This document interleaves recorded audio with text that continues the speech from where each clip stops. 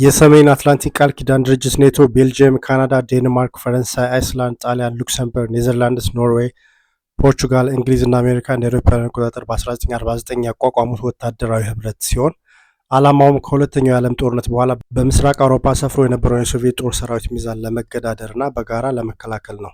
ኔቶ አሜሪካ ከምዕራብ ንፍቀ ክበብ ውጭ የገባቸው የመጀመሪያው የሰላም ጊዜ ወታደራዊ ጥምረት ፒስታይም ሚሊታሪ አላያንስ ሲሆን ከሁለተኛው የዓለም ጦርነት ውድመት በኋላ የአውሮፓ ሀገሮች ኢኮኖሚያቸውን መልሶ ለመገንባትና ደህንነታቸውን ለማረጋገጥ ተቸግረው ነበር።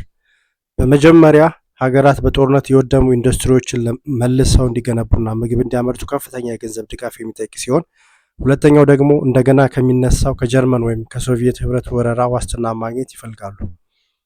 አሜሪካ በኢኮኖሚ ጠንካራ እንደገና ትጥቅ የታጠቀችና የተዋሃደች አውሮፓ በመላው አህጉሪቱ የኮሚኒስት መስፋፋትን ለመከላከል ወሳኝ እንደሆነ በመገንዘቧ ምክንያት የውጭ ጉዳይ ሚኒስትር ጆርጅ ማርሻል ለአውሮፓ ከፍተኛ መጠን ያለው የኢኮኖሚ ድጋፍ መርሃ ግብር አቀረቡ። የአውሮፓን መልሶ የማቋቋም ፕሮግራም ወይም የማርሻል ፕላን የተገኘ ውጤት የአውሮፓን የኢኮኖሚ ውህደት ከማመቻቸት ባለፈ በአሜሪካና በአውሮፓ መካከል የጋራ ጥቅሞችና ትብብር ጽንሰ ሀሳብን አበረታቷል። የሶቪየት ህብረት በማርሻል ፕላን ውስጥ ለመሳተፍ ፈቃደኛ አለመሆኗና በምስራቅ አውሮፓ የሚገኙ ግዛቶቿ ኢኮኖሚያዊ ድጋፍን እንዲቀበሉ አለመፍቀዷ በአውሮፓ ምስራቅና ምዕራብ መካከል እያደገ የመጣውን ልዩነት እንዲሰፋ አድርጎታል። እንደ አውሮፓውያን አቆጣጠር በ1949 ከተመሰረተ በኋላ ኔቶን የተቀላቀሉት ሀገሮች ግሪክና ቱርክ 1952፣ ምዕራብ ጀርመን 1955፣ ስፔን 1982፣ ቼክ ሪፐብሊክ፣ ሃንጋሪና ፖላንድ 1999፣ ቡልጋሪያ፣ ኤስቶኒያ፣ ላትቪያ፣ ሊቱዌኒያ፣ ሮማኒያ፣ ስሎቫኪያ እና ስሎቬኒያ 2004፣ አልባኒያ እና ክሮሺያ 2009፣ ሞንቴኔግሮ 2017፣ ሰሜን መቄዶኒያ 2020፣ ፊንላንድ 2023 እና ስዊድን 2024 ናቸው። በመሆኑም በአሁኑ ወቅት ኔቶ ከአውሮፓና ከሰሜን አሜሪካ የ32 ሀገራት የመከላከያ ጥምረት ነው።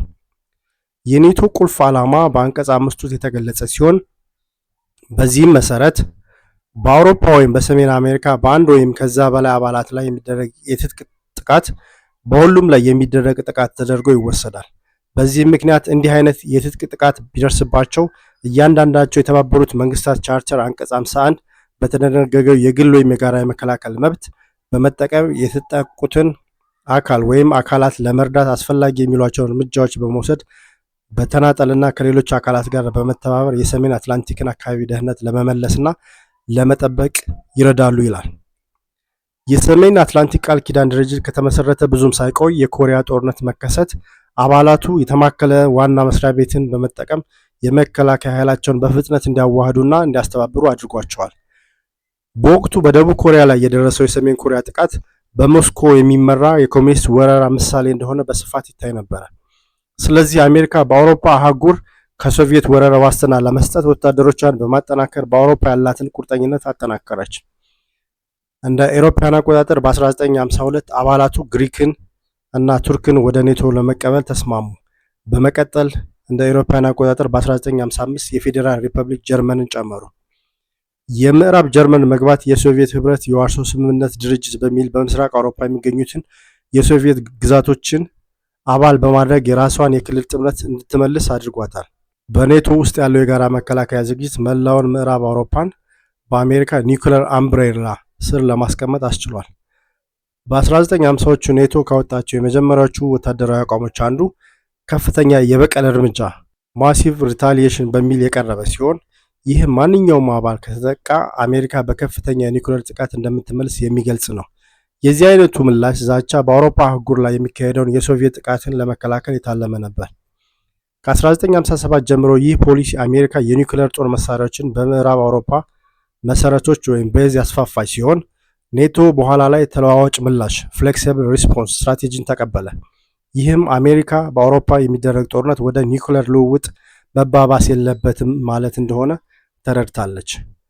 በሁለቱ ወገኖች መካከል የተለመደና የኒውክሌር እኩልነት በ1960ዎቹ የመጀመሪያ ላይ የበርሊን ግንብ ግንባታ፣ በ1970ዎቹ የነበረው የእርቅ ጊዜ፣ በ1979 የሶቪየት ህብረት አፍጋኒስታንን ከወረደች በኋላ እና የአሜሪካ ፕሬዝዳንት ሮናልድ ሬገን በ1980 ምርጫ ተከትሎ የቀዝቃዛው ጦርነት ውጥረት በ1980ዎቹ ዳግም ቀጥሏል።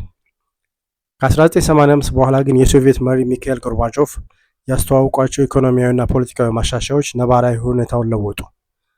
እንደ ኤሮፓውያን አቆጣጠር ሐምሌ 1989 ጎርባቾቭ ሞስኮ በመካከለኛውና በምስራቅ አውሮፓ የኮሚኒስት መንግስታትን ከእንግዲህ እንደማትደግፍና በዚህ መሰረት በነጻ በተመረጡ እና ኮሚኒስት ባልሆኑ አስተዳደሮች እንደሚተኩ ገለጹ።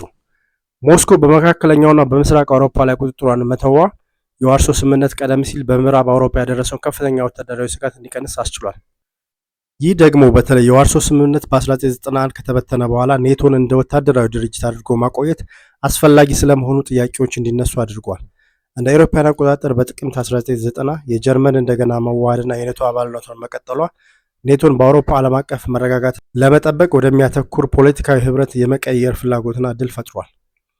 ከቀዝቃዛው ጦርነት በኋላ ኔቶ የጋራ ደህንነት ድርጅት ሆኖ የተዋቀረ ሲሆን በዋርሶ ስምምነት ከነበሩ ተቀናቃኞች ጋር ውይይትና ትብብር ማዳበርና እንደ ባልካን አካባቢ ባሉ የአውሮፓ ዳርቻዎች ላይ ግጭቶችን መከላከልና መቆጣጠር የመሳሰሉ ሁለት ዋና ዋና ዓላማዎችን ያካትታል። በቢል ክሊንተን የፕሬዝዳንትነት ጊዜ አሜሪካ አንዳንድ የቀድሞ የሶቪየት ህብረት አጋሮችን ለማካተት ቀስ በቀስ የኔቶ አባልነትን ለማሳደግ የነበረውን ተነሳሽነት መርታለች። ኔቶን በማስፋፋት ላይ በተካሄደው በዚሁ ክርክር የንቅናቄ ደጋፊዎች የኔቶ አባልነት እነዚህን መንግስታት እንደ አውሮፓ ህብረት ካሉ የክልል ፖለቲካዊና ኢኮኖሚያዊ ተቋማት ጋር የማዋሃድ ረጅም ሂደትን ለመጀመር የተሻለው መንገድ ነው ሲሉ ተከራክረዋል።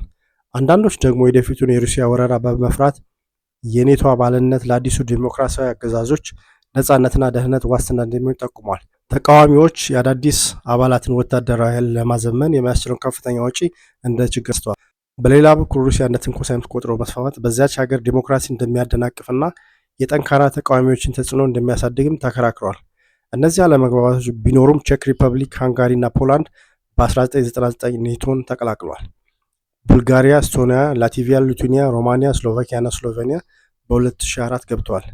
እንደዚህ የቀድሞ የሶቪየት እና የዋርሶ ስምምነት ሀገሮች በክልሉ ለሩሲያ ጥቃት ምላሽ ለመስጠት ቡካሬስት 9 በመባል የሚታወቅ ልዩ ቡድን ፈጠሩ። አልባንያ እና ክሮኤሽያ በ2009 ጥምረቱን ተቀላቅለዋል። ይህ በእንዲህ እንዳለ በ21ኛው ክፍለ ዘመን መጀመሪያ ላይ ሩሲያና ኔቶ ስልታዊ ግንኙነት ፈጥረው ነበር። ሩሲያ ካሁን በኋላ የኔቶ ዋና ጠላት አይደለችም። ከኔቶ ጋር የነበራት ትብብር እንደ አውሮፓውያን አቆጣጠር በ2001 በዓለም አቀፍ ሽብርተኝነት፣ ኒውክሌር አለመስፋፋትና የጦር መሳሪያ ቁጥጥር የመሳሰሉ የጋራ ስጋቶችን ለመፍታት አጠናክራለች። ሆኖም በሩሲያው ፕሬዝዳንት ቭላዲሚር ፑቲን በክልላዊ ጥቃት ምክንያት ይህ ትስስር ቀስ በቀስ ተቋረጠ። ሩሲያ በ2008 ጆርጂያን ከወረደች በኋላ ኔቶ ከጆርጂያ ጋር ያለውን ግንኙነት ያጠናከረ ሲሆን ጆርጂያ በኔቶ ውስጥ የአባልነት ግቧን እንድታሳካ ለመርዳት የኔቶ ጆርጂያ ኮሚሽን አቋቁሟል። እንደ አውሮፓውያን አቆጣጠር በ2014 ሩሲያን የሚደግፉት የዩክሬን ፕሬዝዳንት ቪክቶር ያኑኮቪች ከወራት ተቃውሞ በኋላ ዩክሬንን ለቀው በመሄዳቸው ሩሲያ የዩክሬን ራስ ገዝ ሪፐብሊክ የሆነችውን ክሪሚያን በመውረር ምላሽ ሰጠች። ሩሲያ ህገወጥ በሆነ መንገድ ክሪሚያን በመቀላቀል አጎራባች ሀገሯን ለመቆጣጠር በዩክሬን ዶንባስ ክልል ውስጥ አመፅ ቀሰቀሰች። ኔቶ ዩክሬን በሩሲያ የሚደገፈውን ዘመቻ በዶንባስ ለመከላከል የምታደርገውን ጥረት በዲሞክራሲያዊ መንገድ ለተመረጠው መንግስትና በዓለም አቀፍ ደረጃ ለሚታወቁት ድንበሮቿ ያለውን ድጋፍ አረጋገጠ።